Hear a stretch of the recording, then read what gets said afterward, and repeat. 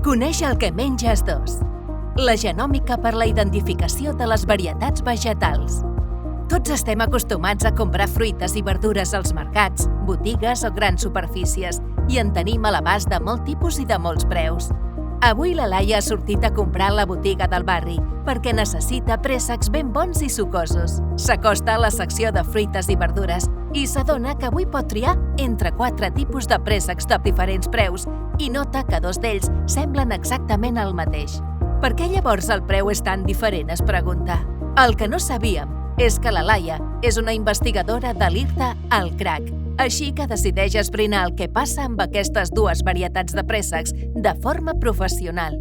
Primer de tot, estudia les característiques visibles dels préssecs, el que es diu fenotip.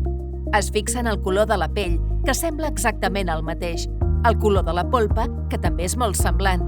Finalment els tasta i nota que la dolçor dels 2 tipus també s'assembla, encara que l'aroma del préssec més car li agrada una mica més. Per tant, té a les mans 2 préssecs que pràcticament no es poden distingir fenotípicament i que provenen de presseguers que tampoc mostren diferències visibles a l'ull. Doncs, on s'amaga la diferència entre ells que fa que un sigui més car que l'altre? La Laia sap bé que hi ha diferències tan petites que només es poden apreciar mirant bé a dins dels éssers vius. Per això necessita entrar al laboratori de genòmica al CRAC. El que farà serà estudiar l'ADN dels 2 tipus de préssecs. Però què és l'ADN? Us preguntareu. Tot ésser viu està fet per petits maons, que es diuen cèl·lules, i cadascuna d'elles conté tota la informació necessària per construir un ésser viu. Aquesta informació es diu genoma, i que és el material genètic, o ADN, que s'hereta de pares a fills, una mena de llibre d'instruccions organitzat per capítols que són els cromosomes.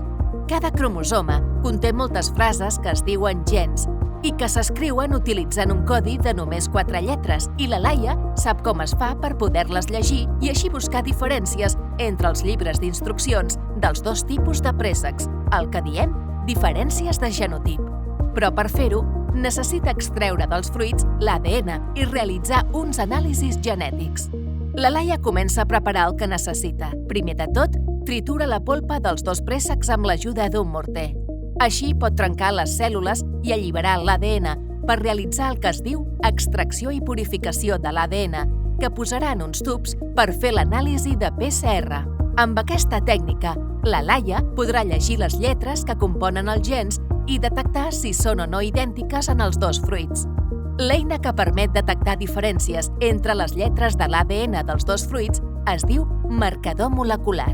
La Laia ja ha acabat l'anàlisi PCR i ara analitza els resultats. En aquest cas, ha analitzat 2 marcadors moleculars i pot veure que hi ha una diferència en un d'ells. Per tant, els 2 tipus de préssecs no són idèntics perquè tenen lletres diferents, com a mínim en un dels seus gens. És a dir, no tenen el mateix genotip.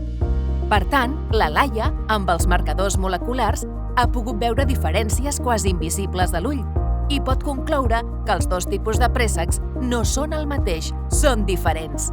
De fet, el que la Laia no sabia és que el préssec més car triga més a fer-se malbé, reduint així el malbaratament alimentari. Però els marcadors moleculars no només ens ajuden a identificar varietats vegetals, com en el cas dels préssecs.